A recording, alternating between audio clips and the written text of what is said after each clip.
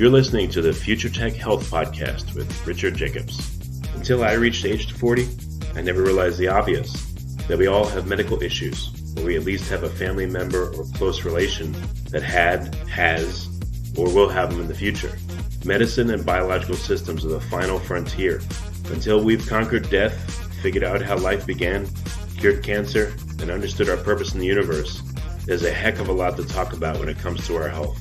Future Tech Health means I'll be covering futuristic topics that are actually already in clinical trials, or even starting to appear on shelves or by prescription, or available for your own use.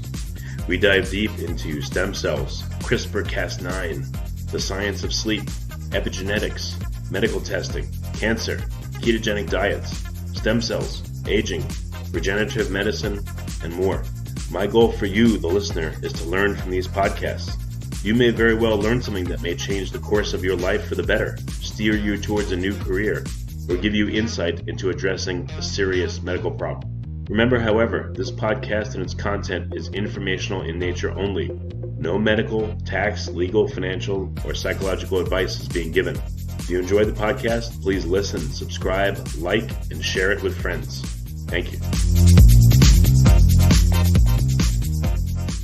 Hello, this is Richard Jacobs with the Future Tech and Future Tech Health Podcast. I have a returning guest, dentist Raphael. He's a dentist and an orthodontist. We spoke a couple months ago about dentistry and how it can help people with sleep issues, but we didn't go nearly enough into the mechanics of the skull and breathing and the throat and everything and how that affects sleep. So I wanted to have him back because Barry's very well spoken about this. So Barry, thanks for coming. Well, you're welcome, Richard. It was my pleasure. I enjoyed the last conversation we had, and I know that it is a very pertinent topic because so many people have issues with sleep, and we know more about that than we ever have. Not only how important it is, but how it gets disrupted, and I think that's what we'll talk about today. Well, I wanted to ask you structurally, what goes on with the skull, the throat, the nasal passages, and everything as you sleep, and how does that cause people problems in sleeping? Right. So the way I look at it is that when we're breathing, we are supposed to be able to intake air from the outside through our airway passages, preferably the nose, in through the nose, down through the back of the throat, down to the bottom of the throat and to the trachea. The air should flow very smoothly. And if it does, we don't really have to make much of an effort to bring the air in. Our diaphragm, the muscle on the underside of the lungs, contracts. It pulls the bottom of the chest cavity down. It kind of creates suction, sort of like what happens when you expand a bellows. And the air gets pulled in through the nose into the lungs. You don't even have to breathe deeply. That concept is actually a little bit of a misnomer. If you're using your diaphragm, air will be distributed evenly throughout the lungs, even if you're not, you don't need to take a deep breath. The air just has to cover the whole surface of the lungs. So that's easy breathing. It doesn't cause the body any distress. Happens, freely and preferably without having to think much about it. But there are some things that happen that cause air to swirl as it passes through that upper airway. And swirling of air, which is called turbulence, also creates negative pressure. So you think about turbulence as that the negative pressure that's created on the top of airplane wings. And when you think about it, the airplane wings are kind of tiny compared to the rest of the airplane, but the turbulence that's created there can lift that, thousands and thousands of pounds up into the air reliably. Turbulence creates a lot of negative pressure. When turbulence happens in the airway, it also creates negative pressure. And that negative pressure pulls on the sidewalls of the airway to cause them to either collapse or to flutter. So when the sidewalls of the airway flutter, it makes noise. And of course, we call that snoring. Snoring is one of the hallmarks of negative pressure or turbulence in the airway. Good question here. So normal breathing is laminar. The air that's flowing through you is laminar. Pretty much, yeah. Now there's some thought that air swirls a little bit around in through the nose. That there's kind of a spinning effect through the turbinates. The turbinates are little skin-covered bones that line the inside of the nose, and that turbulence is what literally centrifuges out the dust, the particles, the pollen, the mites, the dander, all the crud that's in the air that gets filtered out, say, by your air conditioning filter, that gets filtered out by your nose. And so there's a little bit of swirling there, but still, the way the nose is built, that air should still pass through without, the sidewalls of the nose collapsing. So no negative pressure built up there particularly. So but whenever you have turbulence in the air, it makes it harder for the body to draw the air through, and that can be quite discomforting. One way to experience that is to say, keep your lips together, breathe through your nose, and then take one thumb and plug up one nostril. And as you do that, the source of the air is cut in half, and the ability for air to flow through is actually cut by the power of 4.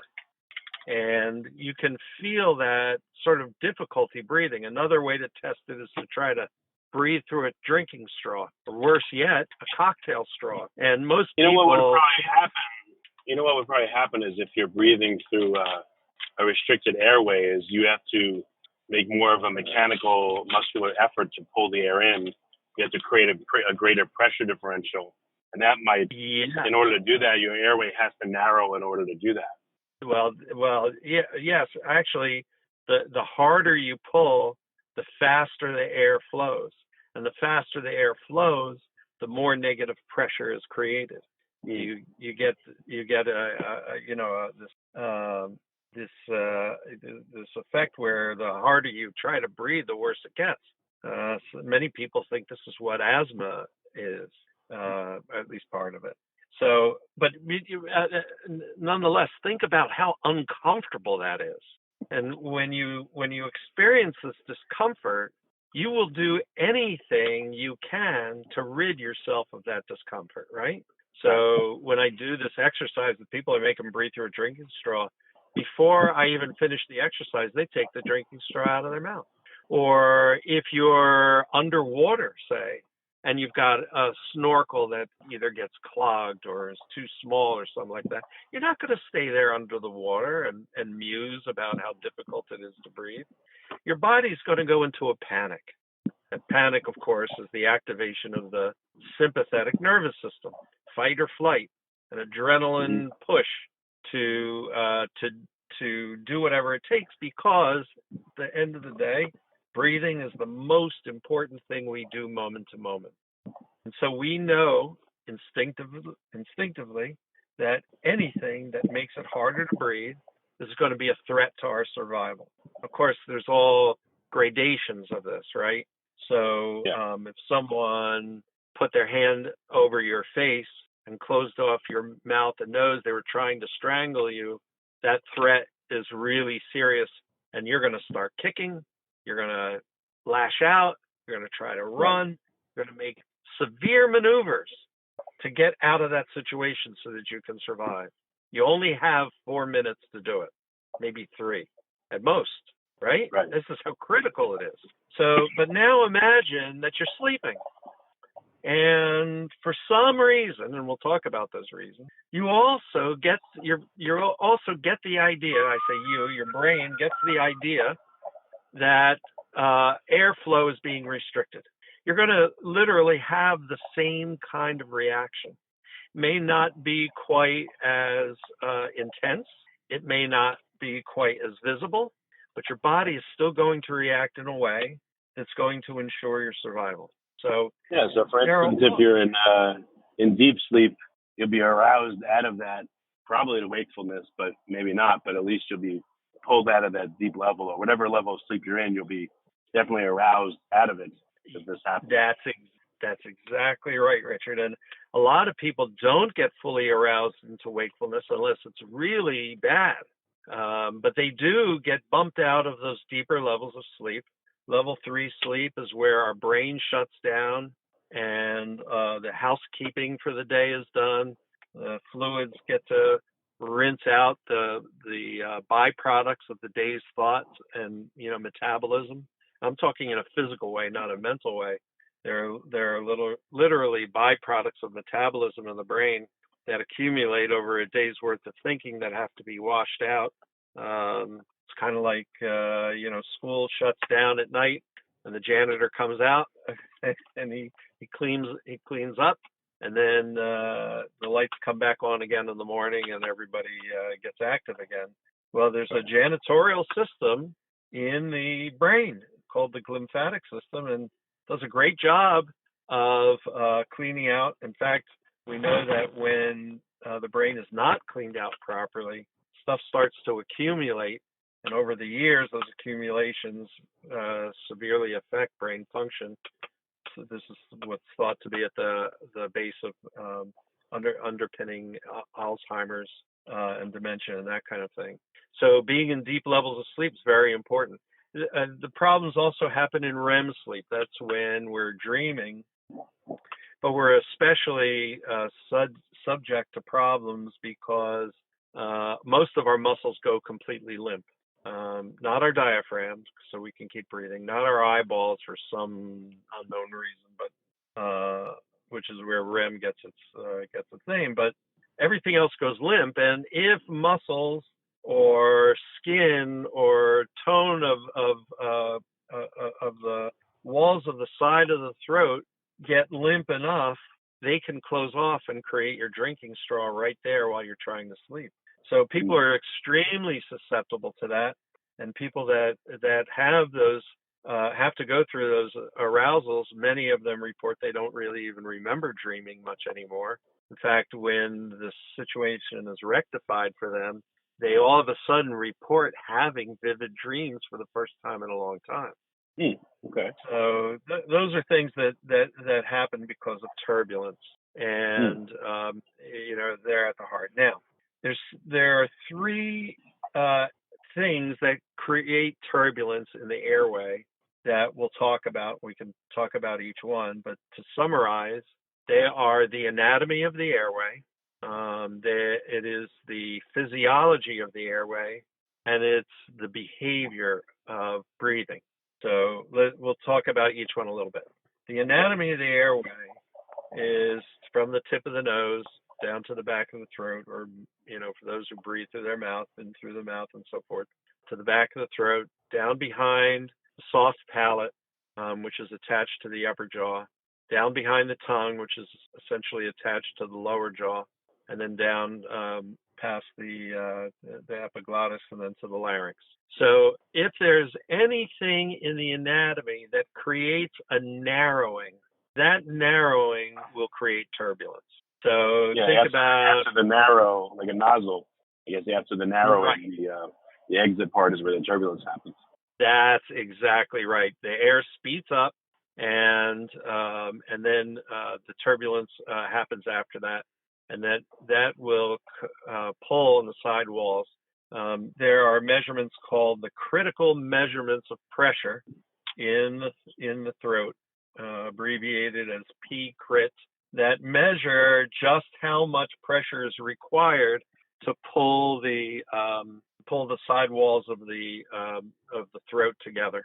And of course, you don't want to exceed P-crit, because then not only is there turbulence, but then there is a cessation of flow. And you can imagine we don't want that to happen. So those narrowing spots, they can happen in the nose. They can happen right there in the front of the nose where the nostrils are. They're often narrow nostrils, or there are collapses of the cartilages, the lateral cartilages of the nose. There can be narrowing within the nose, like the turbulence we talked about can be very large and make the airway narrow. The middle wall of the nose, called the septum, that can be bent to the side, and that makes one side of the nose much narrower. It can be swollen adenoids or tonsils. It could be a tongue that sits in the back of the throat, pretty closely to the back of the throat. And frankly, that will happen if, and this is what we talked about last time, if the jaw bones, the upper jawbone, the lower jawbone, if they don't grow forward enough in the face, a phenomenon that's becoming more and more common in human beings in the modern post-industrial age. If that doesn't grow forward in the face, then the space behind the jaws is necessarily smaller. So that there can be those narrowing spots there.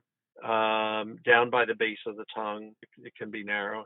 And there's some other anatomical problems that people, can be born with that will cause collapse and so forth. So that's anatomy. And then again, when a narrowing spot occurs, the narrowing will decrease the flow of air by 16-fold. It's to the fourth power. So you don't need much of a narrowing to create a significant amount of turbulence. Yeah. So that's anatomy. The second thing is physiology. So physiology, by that I mean anything that creates a swelling, edema, or inflammation, or mucus, or immune reactivity, inflammation, in the airway. All those things, by making the sidewalls of the airway either thicker, fat deposits is another. Anything that makes the sidewalls thicker makes the airway smaller. And so any of these things these things are really becoming a problem because, for instance, allergies in children as well as adults are getting more and more severe. General inflammation, you probably have had, I'm sure you've had other people on your program talking about gut health and general body inflammation and leaky gut syndrome and all that kind of stuff, where they're autoimmune. I can tell you just very briefly my own experience. For a lot of my life, my nose was always stuffed up. And like 6 months out of the year, it was horrible. And it was only when I changed my diet and, essentially ate ketogenically that my allergies resolved like 95%. But my nose would be stuffed up all the time, and it would never have both nostrils open. At best, it would be like one nostril that would alternate, Right. But not at all. So, and we're becoming more and more aware of how that affects us nutritionally and all that. But a lot of people don't really realize, especially in growing children, that having to default to mouth breathing because your nose is so stuffed up is going to change the growth trajectory of the bones. And so it becomes this cycle of bad breathing, bad bone growth, without good jaw growth. The airway is gets narrower effectively, and you wind up with lifelong problems because you can't breathe well, and especially at night, it's all the worse. But then there's the third piece, and I think this one is probably the least appreciated by the people that talk about sleep, and that is the way we breathe. Because turbulence is also affected by the speed of the air and by the volume of the air. So, I mean, this is why a plane can't take off until it's going, a certain speed. It can't build up that negative pressure unless the air is flowing very fast. So if you happen to be breathing fast or hard, which frankly you will do if you're in a panic, you're going to make the problem worse, because you're going to be increasing the negative pressure and coming closer to that critical pressure. So using the diaphragm and breathing gently through the nose is the better way of breathing, but many of us breathe either faster or harder or deeper or take in a larger volume of air per minute in a way that alone stresses the airway. And it not only creates the turbulence, but it changes the balance of oxygen and carbon dioxide.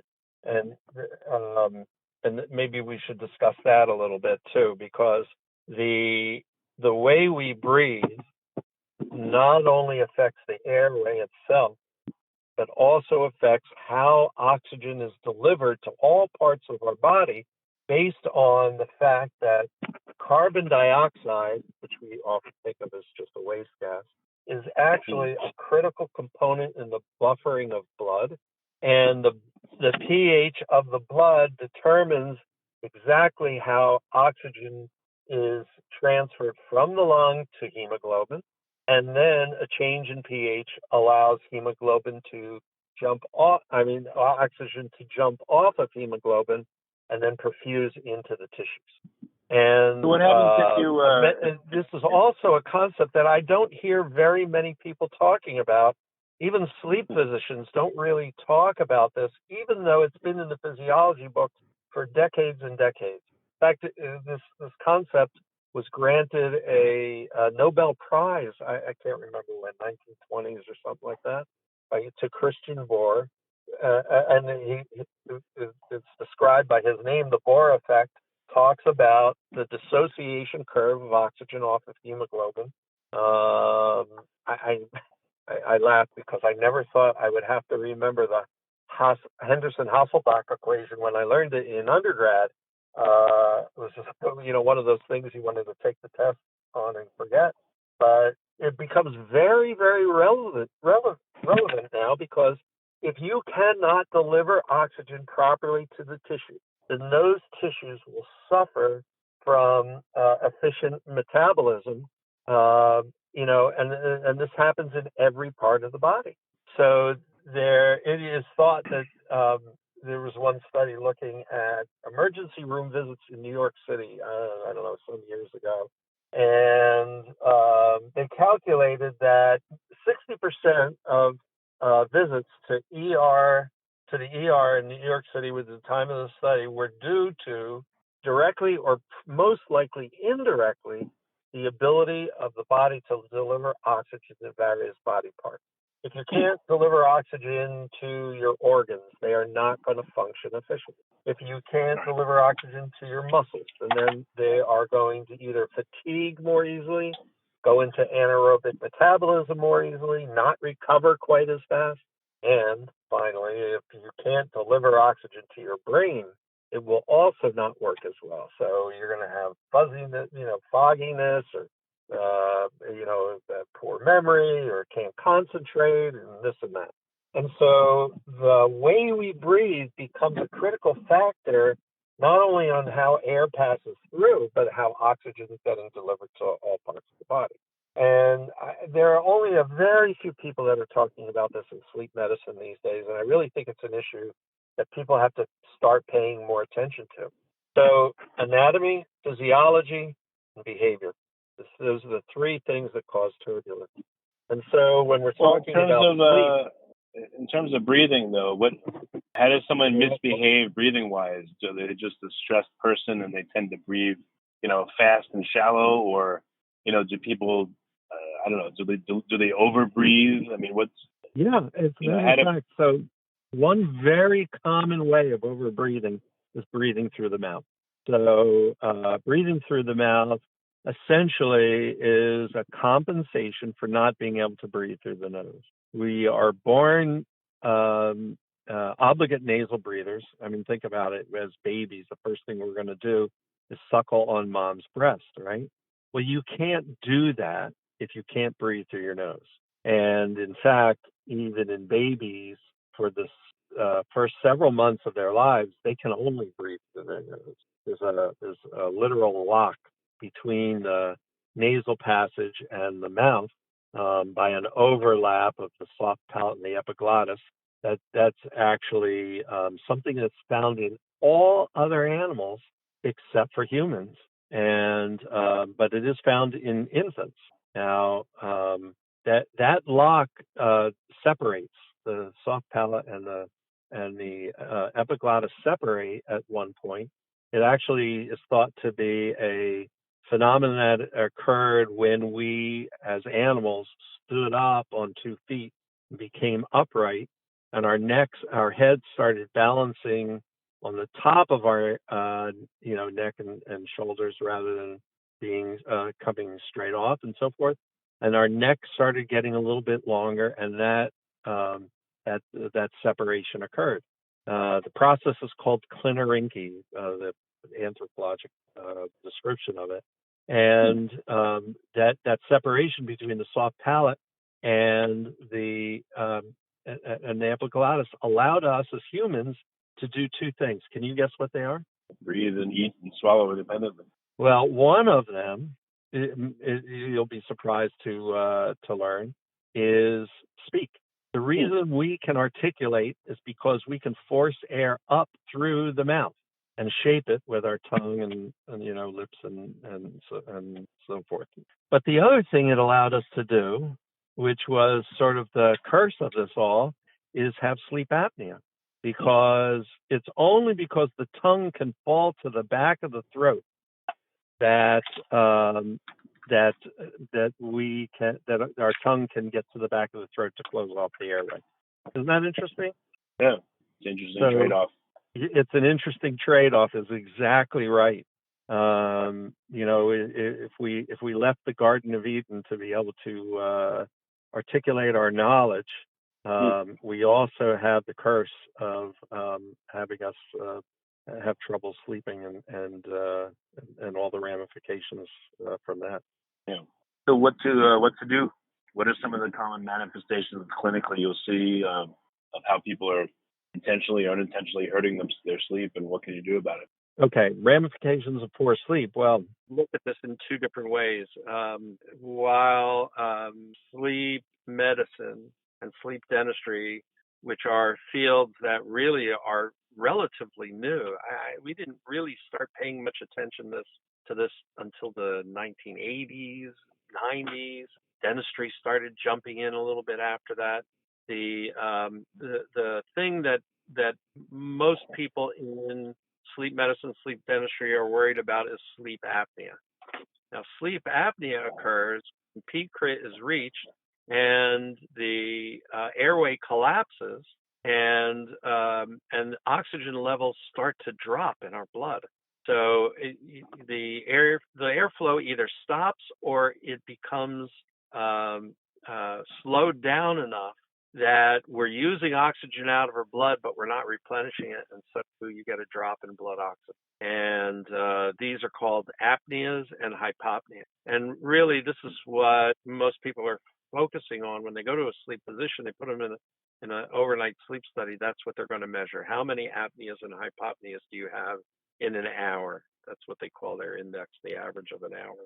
And what if you're not having apneas? What if you're just having have upper airway restriction, which doesn't wake you up but causes you to have arousals 1,000 times a night? That was exactly going to be my point, Richard.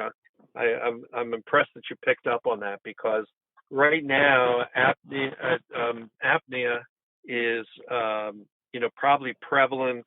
They're estimating in 8 to 15% of the population, and even out of that, probably only 10% actually figure it out. But apnea and hypopnea happen largely after years and years of having trouble breathing at night and successfully averting the problem by adopting some kind of compensation while you're sleeping.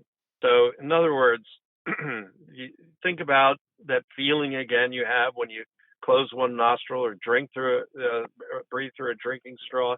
That discomfort happens, and we do things to get rid of it. So what do? We roll over, we open our mouth, we breathe faster, we breathe harder, our heartbeat raises, sometimes 20, 25 beats per minute. These are all things that we can do to get our air going again and chill out, and then we go back to sleep. But after doing that for years and years, and the struggle and effort to breathe when it's hard to breathe, the body starts to wear out. The neurologic connections start to wear out. The muscular patterns, the muscular tone in the throat starts to decrease. And besides, our skin is getting less elastic, and we're building up more fat as we get older, and all of those things. And then finally, the body just kind of gives up. It says, look, I've been through this a million times before. It's okay if I stop breathing for 5 or 10 seconds, or even 15 seconds or 20 seconds. And then eventually it gets so threatening that you wake up with a snort and a start, and then you take a deep breath and catch up on your breath a little bit, and then you fall back. That's classic apnea. And it's not easy to watch. It's really scary to watch. I know, I've seen it. It's horrible. Bed partners will look over and they'll go, "Oh my God, I thought you were dying." It's like but that's the end stage disease, and this is really important. You picked up on this, is that before you get to the point where you actually have apnea and hypopnea, you're probably struggling to breathe, but just successfully dealing with it. And so what I focus on largely in my practice is not the people that have gotten to the end of the line and have high apneas and hypopneas. I'm trying to intercept this problem for people way before that, while their nervous system is still pretty vigilant and vibrant and able to deal with these things, and then deal with the structure, function, and behavior that might help them back out of it. So yeah, and when you have sleep apnea, the most common things, well, there are a lot of things, but the most common thing you think of is sleepiness. So there's an Epworth sleepiness scale, some 8 or 10 questions that you have to answer to give you an idea. And there are things like, do you fall asleep while you're sitting at a red light? You fall asleep when you're reading a book? You have trouble keeping awake in a theater? Stuff like that. And people that have apnea can fall asleep at the drop of a hat. Right. On the other hand, if you are struggling to breathe at night but doing that successfully, you are going to be fatigued during the day. Fatigue is different. It's a different feeling than sleepiness. In fatigue, there's sort of a muscular weariness, almost a depressive feeling that you just almost, you have trouble making the next move. And so there's another scale that we use called the fatigue severity scale, which just looks at this problem in a little bit different way. People that have upper airway resistance, as you properly called it, feel more fatigue. And there are really a whole host of symptoms in sleep apnea. There's a lot of stress on the heart and the circulatory system. People with apnea are very commonly subject to cardiovascular disease and stroke, that kind of stuff. There's a lot of stress on organs. There's a lot of stress on growth. I should say this. It's not just older people that get apnea. Kids that have large tonsils and adenoids that are corking up the airway will also have apnea. They have to be really big. But in airway resistance, it's a very different symptomatology. It's more like depression. It's general pain. It's things like fibromyalgia and other assorted non-specific pain syndromes or discomfort syndromes. Medicine has struggled to try to characterize these things. Dentistry has been working with pain in the head, like TMJ pain, headaches, neck aches. That sometimes even toothaches that come from referred pain. We've tried to deal with these things through anatomical treatments, like concentrating on the shape, size, function of the temporomandibular joint. But there are other times in history where we just said people that have these kinds of pains are crazy. It's just you don't.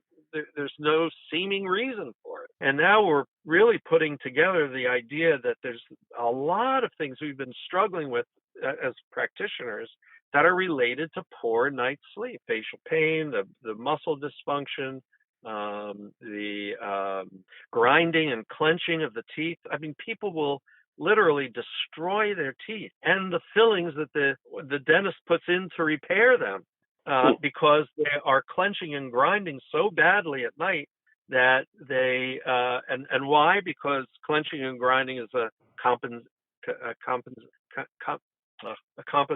compensatory behavior for not being able to breathe well. If you clench your teeth really hard, it kind of opens the muscles on the back of the throat. There's a pairing of muscles that are antagonistic there, where clenching will open the throat, or it's part of the arousal. You're actually trying to wake yourself up. We know this by watching people in the sleep labs. These arousals happen when you're having trouble. They'll grind their teeth to try to wake themselves up. Yeah. I don't know if I would say it exactly that way, but they are grinding themselves. They are grinding their teeth as they are waking up. I'm not sure which one causes which. It's an association that we don't really fully understand yet.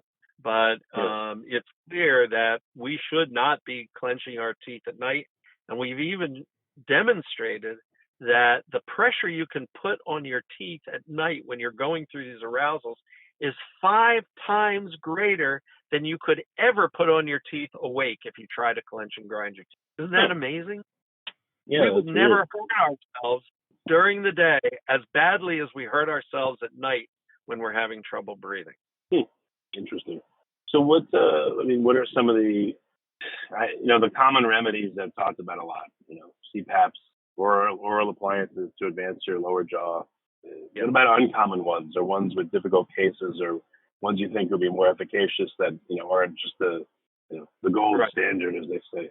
Yeah, the gold. So what's true is that if someone has real sleep apnea, you shouldn't mess around with any other kind of thing, but stabilizing the airway as quickly as you can.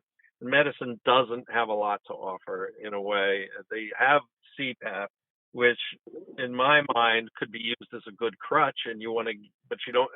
Medicine will let you stay on it forever. Sleep medicine, they don't always have good. Now they have tried other things. I mean, I have to be fair about it. For a long time, they were cutting tissue out of the nose and throat as a way of opening the airway, and uvulopalate, take sort of like a fat removal, take out the fat pads, reduce the tonsils, the adenoids, cut away some of the uvula, cut away some of the sidewalls, take out the turbinates, or reduce the size of the turbinates. These are all ways of creating more flow. But the long-term studies are showing that many of the breathing problems will return after a while. And it doesn't surprise me, because they're only taking care of one small part of the problem, and that is the anatomy. In my mind, if you're going to do this properly, you really have to address all 3 aspects of the airway: behavior, physiology, and the anatomy. So, yes, you do want to make the airway bigger. Even a small amount of size improvement can make a tremendous difference in airflow, right, to meet power. So, yes, bringing the jaw forward. In adults, we do that artificially with an appliance that'll jut the jaw forward, that brings the back of the tongue out of the throat. In kids, appropriately, we try to get the bones to grow forward. That's what we were talking about last time. If I can get the jaw bones to grow to their normal, proper size, then not only will the airway be bigger, but there'll be more room for the tongue in the front of the mouth, so it doesn't have to hang out in the back of the mouth. And teaching good breathing behavior is something that we can do, and it's I'm going to say it's harder than you would think, because just breathing deeply or doing meditation or yoga, that's kind of the right thinking, but you can be very relaxed while you're doing a yoga class and do pranayama and all that. But then you get in your car and you're on your way home on the freeway and the traffic starts again and your kids call, want to know where dinner is and so forth. Your breathing is back to where it was. So there is a group now, physiologists and behavioral psychologists, that are teaching breathing behavior using a biofeedback tool that measures end-tidal carbon dioxide. That is carbon dioxide at the end of the breath. It's really equivalent to what's in your lungs and in your blood, and is a good measure of how efficiently you're delivering oxygen. So you can use that to pinpoint times when your breathing behavior becomes dysfunctional because it's associated perhaps with some kind of stressor in your life. That could be a physical stressor, a mental stressor, lots of things will trigger an autonomic response in our body, right? You're probably aware of how stressful the modern environment is to us, in that we're in sympathetic mode a lot, and we don't. Well, what can you do about what can you do about all this? How do you fix your breathing? How do you accomplish any of this? Yeah, so the biofeedback training with the capnometry, it can be a very successful tool if it helps you become more aware of those times when you're over breathing.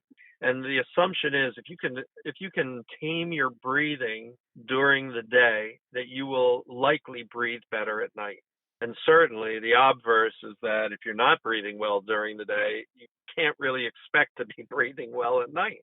So sleep is... Well, I want to ask you more about the capnometry, but what about myofunctional therapy? If you do exercises to try to strengthen your tongue and your throat and things like that. Yes, exactly. So that's also another approach that works on the physiology, in that when we have muscle patterns that are themselves dysfunctional, which lead to poor jaw growth, that the tongue can often be an interference. The constrictor muscle of the back of the throat can be an interference, and the position of the jaw can be an interference, and the way the hyoid bone sits can be an interference. It becomes this tangled mess of form and function that leads to a trajectory of ill health or poor breathing and poor sleep and so forth. So myofunctional therapy can be really helpful in toning the muscles, getting the tongue where it belongs, up on the palate, out of the back of the throat. Then changing the structure, which is really where I come in, can be important. For children, like I say, I try to help the bones grow properly from the get-go. But there are things you can do for adults to help widen the palate, bring it forward.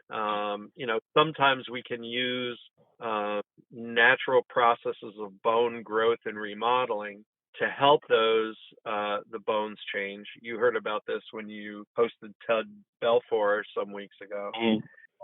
Or, a little more drastically, but also more certainly, you can surgically reshape the jawbones, effectively dislocating them from the skull, moving them forward away from the back of the throat, and then reattaching them in a way that provides a big, beautiful airway. And frankly, this is probably the most efficacious way of handling these problems that are certainly serious. Not everybody's going to choose to do major facial surgery for that, but if it means adding 10 or 15 or 20 years to your life to help your circulatory and mental function, over those years where it's otherwise going to get beaten up, it's kind of worth it. And I've testimony from people who come out of the OR and go, "Oh my God, this is what it feels like to breathe," because for the first time that passage is open.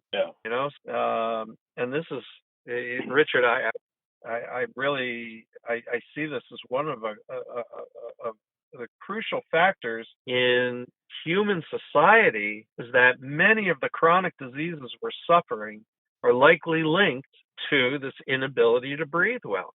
Wow. And it's really not received the kind of attention that it needs, because so many of us in medicine and dentistry pay so much attention to the symptoms themselves in our silos of specialty that we miss this big picture. And there is nothing more important than oxygen.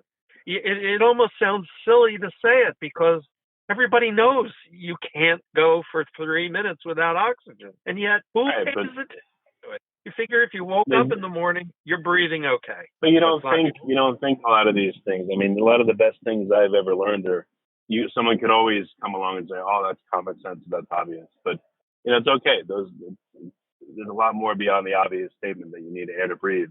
That's what we've been talking about for the past hour. So it makes sense. Don't worry.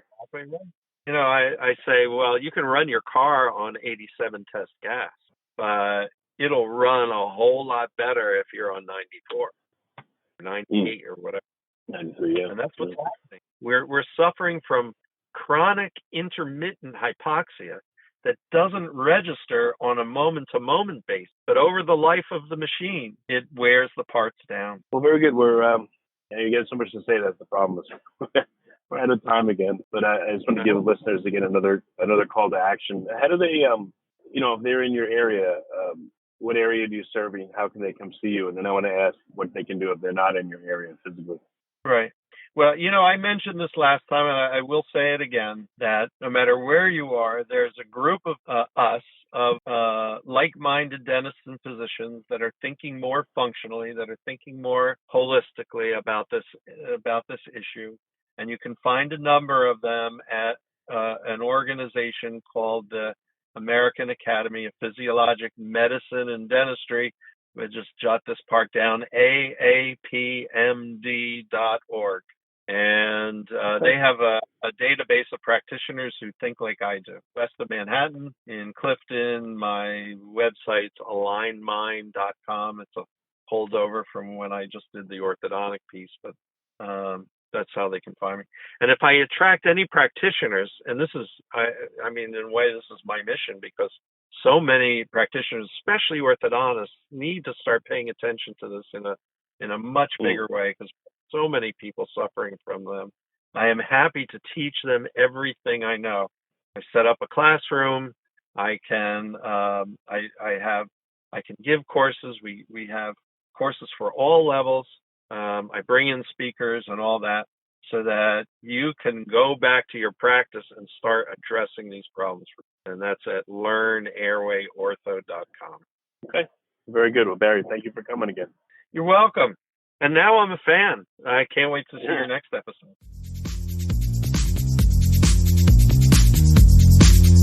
You're listening to the Future Tech Health Podcast with Richard Jacobs. Until I reached age 40, I never realized the obvious, that we all have medical issues, or we at least have a family member or close relation that has, or will have them in the future. Medicine and biological systems are the final frontier. Until we've conquered death, figured out how life began, cured cancer, and understood our purpose in the universe, there's a heck of a lot to talk about when it comes to our health. Future Tech Health means I'll be covering futuristic topics that are actually already in clinical trials, or even starting to appear on shelves or by prescription, or available for your own use. We dive deep into stem cells, CRISPR-Cas9, the science of sleep, epigenetics, medical testing, cancer, ketogenic diets, stem cells, aging, regenerative medicine, and more. My goal for you, the listener, is to learn from these podcasts. You may very well learn something that may change the course of your life for the better, steer you towards a new career, or give you insight into addressing a serious medical problem. Remember, however, this podcast and its content is informational in nature only. No medical, tax, legal, financial, or psychological advice is being given. If you enjoyed the podcast, please listen, subscribe, like, and share it with friends. Thank you.